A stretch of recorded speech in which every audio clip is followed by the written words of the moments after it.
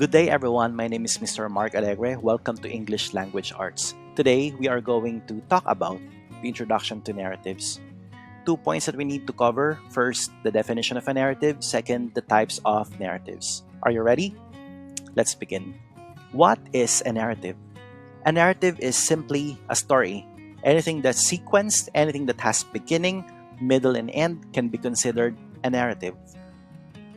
According to Oxford English Dictionary, narrative is the practice or art of telling a story. There are many ways on how we can deliver our narratives. We can do it in ritual texts. What else? Epic poems, folk tales, legends, myths, and riddles. In addition, narrative is a representation of a particular situation or process in such a way as to reflect or conform to an overarching set of aims or values. There are so many words here, but in a nutshell, just remember narratives mirror significant human experiences. Again, narratives mirror significant human experiences. Best example is The Animal Farm by George Orwell. It actually symbolizes Russia and the Soviet Union under Communist Party rule. But more generally, Animal Farm stands for any human society, be it capitalist, socialist, communist, and others. Interestingly, the characters in Animal Farm are all animals. Each animal, each character represents a particular person in the society. Now, let's head on to the types of narratives. We have fiction and nonfiction. Let's talk about fiction first. Fiction is a type of literature that describes imaginary people and events, not real ones. Best examples, we have The Hobbit and Harry Potter series. The character settings are all products of the author's imagination. That's very, very interesting, right? I have a question. Can fiction teach anything meaningful about the real world? Definitely. In fact, fiction often contains recognizable elements for its readers. In the form of moral thought experiments, fiction does teach readers many meaningful things about the real world. I'm sure you've learned a lot of valuable lessons from The Hobbit, also from Harry Potter series. One of the greatest joys of reading fiction is to search for messages about the real world and human condition.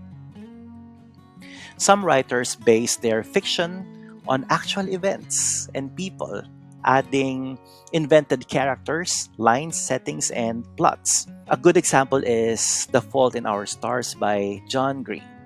The character was, in fact, inspired by a courageous young woman, Esther Earle, who died at the age of 16 from thyroid cancer.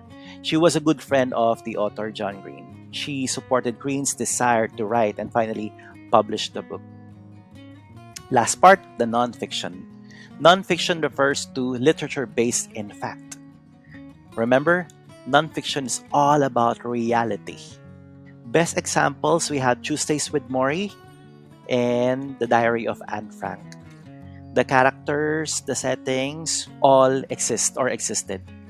When you go to Google, you'll be able to find a lot of pieces of information about Professor Maury in Tuesdays with Maury, as well as Anne Frank in The Diary of a Young Girl. Also, most nonfiction works have a similar author's purpose, which is the reason the author writes. Second, most nonfiction is written to express or to inform. For me, also, to educate people. Lastly, if the author's purpose is to express, the concepts expressed are always based on true real life situations, just like what I've mentioned earlier. Examples, we have autobiographies, biographies, essays, reports, letters, memos, newspaper articles. Last slide. Before we go, let's try to compare the two again. Okay, let's summarize it. Fiction is read to enjoy. It's all about imagination. Can be based on actual events and has different points of view. On the other hand, nonfiction is read to learn. It's all about reality. Nonfiction loses credibility if fabricated. Lastly, author's point of view is crucial. That's all, and I hope you've learned something from our discussion today. See you.